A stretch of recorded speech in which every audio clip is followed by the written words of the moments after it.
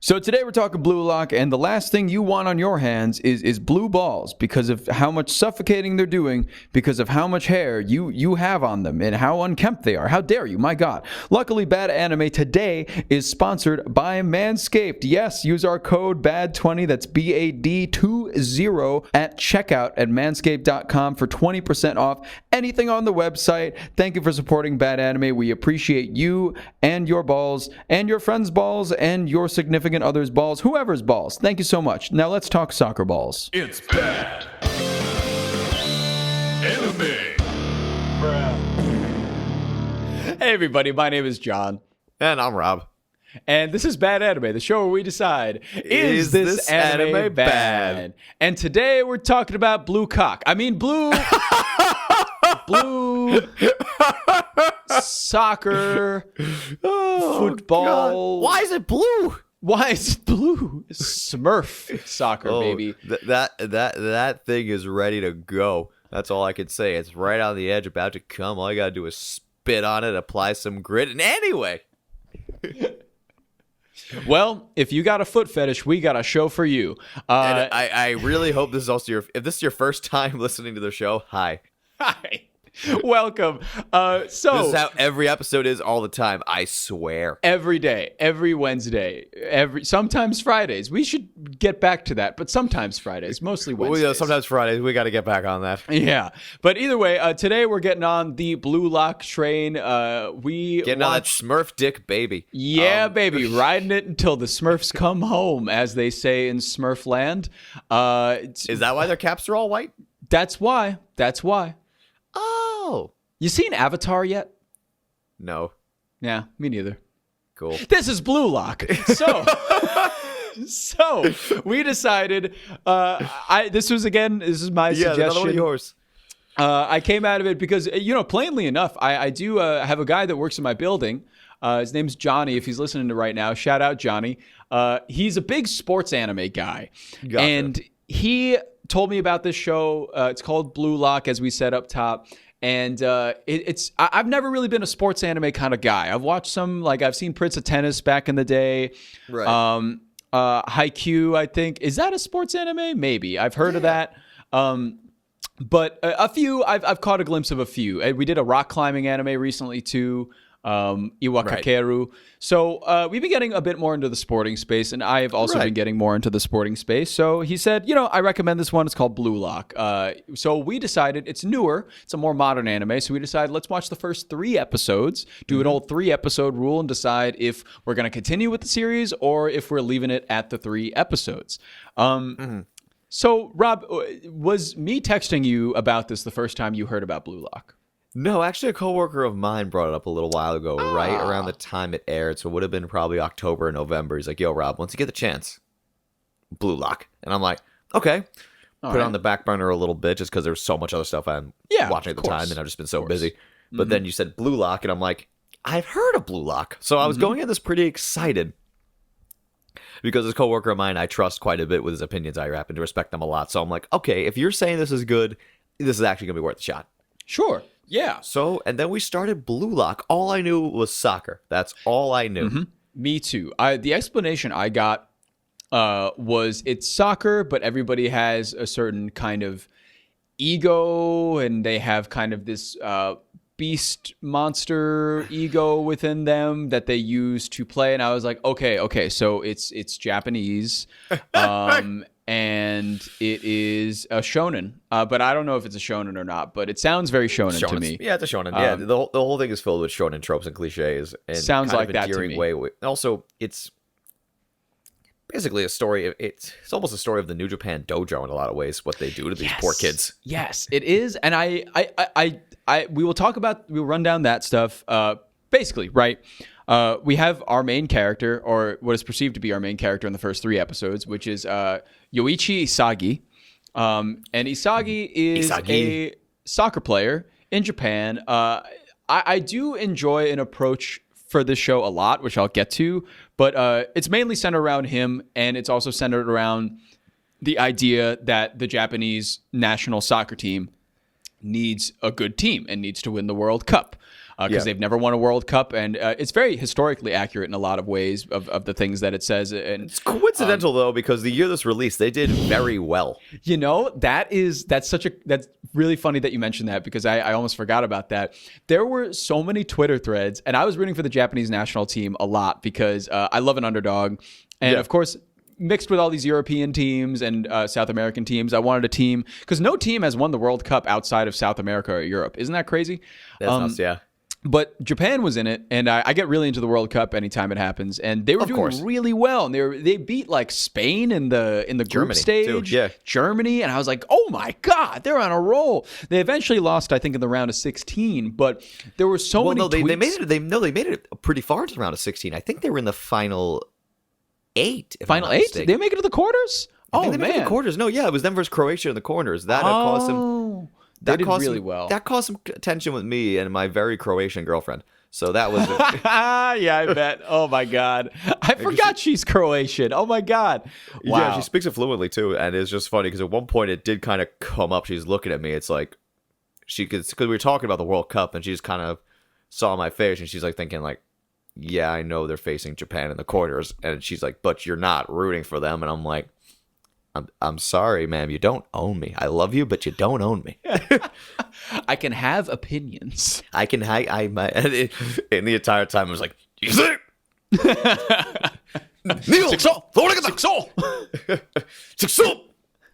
And the thing was, I just start all my Kamen Rider noises. During these games, I was looking at Twitter, and a lot of people were tweeting from the Japanese team, tweeting scenes of Blue Lock alongside plays from the Japanese team. And I was like, this is insane, because like some of them were so accurate and some of them weren't. And I was like, all right, like you can make an argument that that's not a big deal, but some of them were, and it was hilarious. Oh my God. I was like, wow. So that made me really interested in this show as well, to get started on it. And the show does take place modern day. It's like, Japan obviously has not won a World Cup, and the Japanese government, which I believe is a thing that not like this exact thing could happen, but is a thing that I feel like could happen. Because how incredibly perfectionist Japanese culture is sometimes about these things, and having an incredible soccer team should have been done years ago. But if it's a huge source of national pride, they're going to push for it. And as a collectivist society, I can see the whole culture getting behind this idea. Yes, absolutely. Which is what I liked about it. Based on my limited time living there, I definitely get the impression that this could happen in Japan. Yes, I like the realism of it in the fact that we have to get a great soccer team, because Japan is good at some other sports, but they're not exactly considered very good at soccer nationally in the World Cup every year. But it showed that they were like, they even showed like little highlight clips of like all the years that passed and how closer they were getting each time. And now in 2022, making it to the quarters, I mean, big deal. Who knows if they keep fucking pushing. Mm-hmm. And the way they push in this anime is Blue Lock, which is explained kind of when our main character gets an invite to go to Blue Lock to find the best new striker for Japan, and basically like the star of the team. And, they go on this explanation in the first 3 episodes quite a lot, how teams aren't made by being teams. Teams are made by strikers. Like teams are made by Cristiano Ronaldo. They're made by Lionel Messi. They're made by Neymar Jr. And it really funny because at the time they're like, and none of those guys have ever won a World Cup. But now Messi has won a World Cup. So it's really funny. So it's just so crazy. This came out right before the World Cup started. I'm like, this whole show is a gamble here. Yeah, it really was a gamble, and it paid off in their favor in a lot of ways. Totally did. And I really dug that, at least kind of the historical nature. Approach to like where they're just like, hey, forget everything you know about soccer. That's kind of why I bring up the New Japan Dojo comparison, because New Japan Dojo, the famous gym where they train younger talent in New Japan Pro Wrestling, they just kind of start off by saying, forget everything you know about wrestling, because it's wrong. And then they just retrain them from the ground up, and you get a lot of those vibes here. Yep, and you saw a lot of that, especially in the latter 2 episodes where they talk about starting soccer from zero in a lot of ways, and which I thought was a pretty cool angle to approach it as well. But I mean, in the first episode, our character Isagi accepts an invitation because the first scene is he passes to somebody in a game instead of trying to score himself, and they lose the game. Yeah. Then he gets an invite to be to participate in this Blue Lock program with the 300 best high school soccer players, and he's ranked number 299. And the whole thing really made me think Squid Games, but soccer. Yes. And I really like that. I really like that approach. I thought it was really cool. And he meets, of course, his other characters who are at the bottom with him, and they're split up into 5 different teams, and he's Group Z. Yes. So him and his team of, I believe, 11 are in that bottom group, but they're all, strikers and stuff That's the like thing. that. So now which I kind of love that plot device. Me too. But then I love this little also through line they had here, where it was they lose, and there's a stud high school player. His name is Kira, I believe. He's yes. Oh, are you talking about the guy on Team X? no, he's like, Oh, he was Kira. on- Yes. That guy. He's like the big stud player, right? In the bottom. Exactly. So everyone's hopping on his dick, and he shows up to the program as well. And Isagi's like, "Oh fuck!" And Kira's like, "Hey, I knew you'd be here." And so Isagi's blushing a little, like, he complimented me. Yeah. So we think Kira's going to be a big presence in the show, and I love how they smacked us in the face for being so stupid. Yep. Because they immediately eliminated him essentially. Yes, because in the first episode. Team Z is originally 12 people, but they're like, we got to get rid of one of you. Right. So it's basically they play like a game of like tag. Mm-hmm. So it's a bunch of people in like a giant room, almost like picture like a giant handball kind of room. Yep. So and it's 3 minutes. Whoever's hit with the ball last is eliminated and essentially sent home. And it's a rule they're not allowed to play soccer for the national team anymore. Yeah. So at one point, Isagi's in. And he's like, wait, I shouldn't go after the weakest player. I should go after the strongest here. So he starts going after Kira, and then he hesitates a little bit, and then this other little shit comes running in and then smacks Kira. Yep. Oh no! So it's a convoluted thing, but basically at the very last minute, Isagi does wind up kicking Kira right in the face with the ball. Yeah, it's sick. Knocking him out. He's bleeding. I'm like, oh god. Yeah, and it Kira gets goes crazy. bye-bye.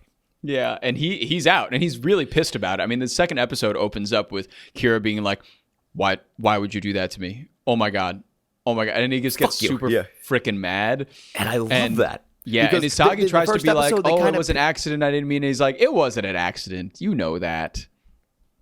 And I really kind of love that dichotomy here. I love that the kind of like attention to detail, where it's just like they purposely went out of their way to paint Kira as a friendly guy, and then the minute he gets crossed, like, what the fuck, dude? Fuck you! I'm so much better than you. It's pretty funny. He's actually a douche. I like that a lot. Yeah. So basically, the stud of Team Z is cut out, and next thing I love when like the I guess he's our narrator. He's kind of, I might be our villain in some ways. He's like the guy running the Blue Lock program. Oh, Ego Jinpachi Ego.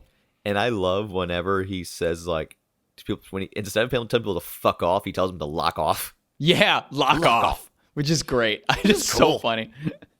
Like Blue Lock, lock off, you chump. And I'm like, dude, it's so funny. And I like how his last name is Ego as well, which is hilarious to me. Ego. But he's great. I really like his character and everything. And then in the second episode, you kind of get introduced more to the life at Blue Lock. Yeah. And, you're introduced to the idea, the concept of like the lower ranked players get worse food. The higher ranked players are given the option to leave Blue Lock once in a while for a day or something like that. And I love that it's that crazy amount of incentive there. A lot of incentive. Yep. And I like how they describe. Don't suck. They also describe how the facility is constructed, which is really cool because Ego is telling us all about how each room that they were in, like the first room that they played tag in, was the exact size of a soccer field or something. Yes. Or the exact size of the goalie box. Yes. So, because most goals happen within the goalie box. And I'm like, what? Right. This is cool. Like, they really thought about this. I really like that kind of intricacy to it all. Right. But yeah, the second episode continues on, and they realize that they have to face a different team, right? Right. And they're kind of just training, getting ready. Isagi trains a little bit with this other weird guy called Bachira. Yeah. He's like the weird barefoot guy who like is nude in the locker room while everybody's clothed all the time. That was a funny touch. Yeah, that was. I love they built a wacky and eccentric team here, which I really appreciated. Yes. Yeah, they go through like the characters. I'm sure that they'll get deeper into the characters as the show goes on. But even in the first 3 episodes, I have a pretty good sense of where all of our characters are on this Team Z, right? And then they eventually have to play against Team X, I think it is. And at this time, because this time it's really fun, the psychology that comes up, because they're all strikers, right? As we said before. And they all have to work as a team to beat these other teams. But the problem is they're entered in a round robin tournament with 5 other teams. So they have like 5 matches. And the highest score, so if your team does badly and if your team is eliminated, right? But if you're the highest scorer on that team, you can go to the next round. Oh boy, it creates a lot of drama. It just turns into an every man for himself scenario, and Team Z implodes immediately. But also, that's kind of the intention. Like, the director here is trying to make an ego striker. Right. And it's batshit. The whole thing is batshit. Team X has actually teamwork going on. They're able to wipe the floor with Z. Yeah. And Isagi's just there going, I'm sad now.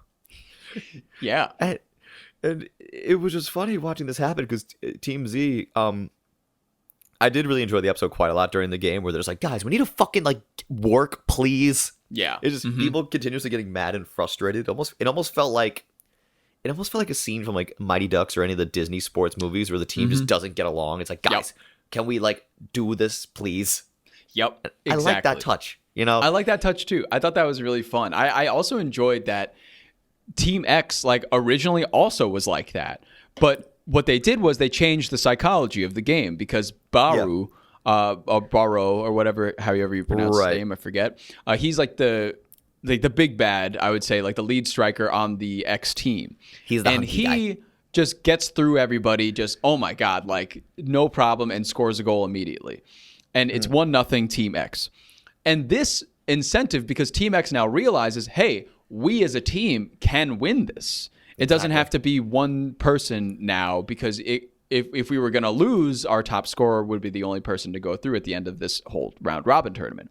But now that we can win, let's work as a team. And then Team Z pedals back even further because they're like, all right, they're going to win. Like, I need to score a goal. Yes. So it's a weird dichotomy between the teamwork and the individuality.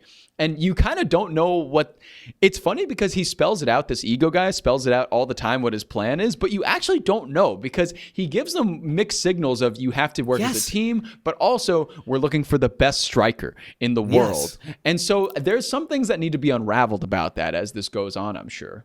Right. And now like there's people who are reluctant to play goalie and there's people who never played goalie before. So it's going to be just from like the sports side of my head's kicking off. So like this whole anime, I'm like thinking like, okay, it's gonna be a lot of high scoring games, a lot of action, which I've always liked more high scoring sports. You know what I mean? Right. I love the intensity. I love the like the having to think quick on your feet. Right. So I'm already kind of like, I guess you could say fantasy booking in my head, and I'm just thinking about all the different scenarios that could happen. I'm like, am I hyped? What is happening here? Yeah, and they lost. and then they got their dick kicked in. They really did. That blue cock just slanged right across their faces. And that blue veiny member doing its business, just laying itself on the table. Boom. And it was over for them. And they lost their first round robin matchup. I mean, that doesn't mean they're eliminated from Blue Lock. They don't have to lock off.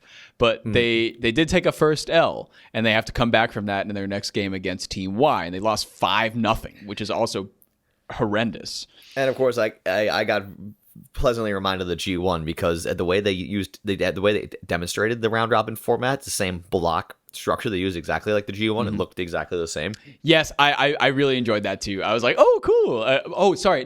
To correct myself earlier too, they didn't lose 5-0. They lost 5-1 because at the end, Isagi passed to the orange-haired guy who scored, who's the guy that everybody's weirdly looking at him and they're like, damn, you're hot. Yeah, okay. Like some sports anime have this where there's a lot of the homosexual undertones. Yeah. That happens a lot in sports anime, regardless if the characters are male or female. For some reason, sports anime just loves throwing in yaoi or yuri shit, depending on which cast you got here. It was very And there interesting is- because most of the guys were like, I mean, I don't have a body like him. Just look at that body. And I'm like, wow, okay. All right. It kind of felt like being in a room full of wrestling fans. Like, God, he's so fucking hot. So fucking fit. God damn, Dolph Ziggler. Kota Ibushi, you big muscle daddy. Bushi. Yeah. God damn. Taiji Ishimori, that tight bod. But he's scary. He is a scary man. He's the scariest 5'4" man I've ever seen in my life. I will never see a scarier 5'4" man. Or even a taller man. Any man. The fact that I could look over him by several inches and still know he can beat me up is a little emasculating, you know what I mean? Yes. The fact that he can just mop the floor with me and not even sweat, he can just chug an Ebisu afterwards and dump the can on my body. Am I getting turned on? Oh my God. And then you look up and say, thank you. Arigato, daddy.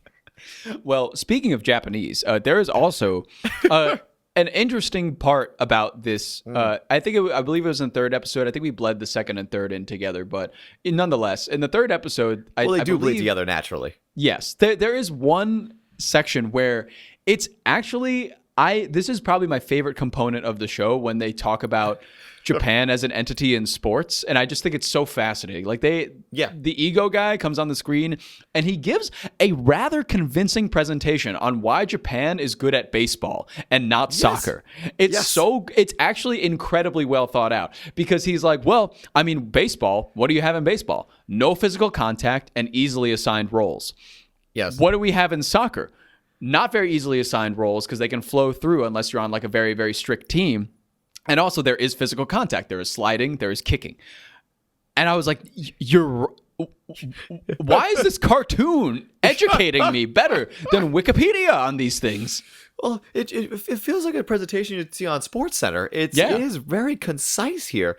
And that's the thing. I kind of forgot I was watching an anime for a minute. Mm-hmm, mm-hmm. Like I thought I was just watching a very serious, like analytical YouTube video essay on Japanese sports, and I didn't expect that. You know what I mean?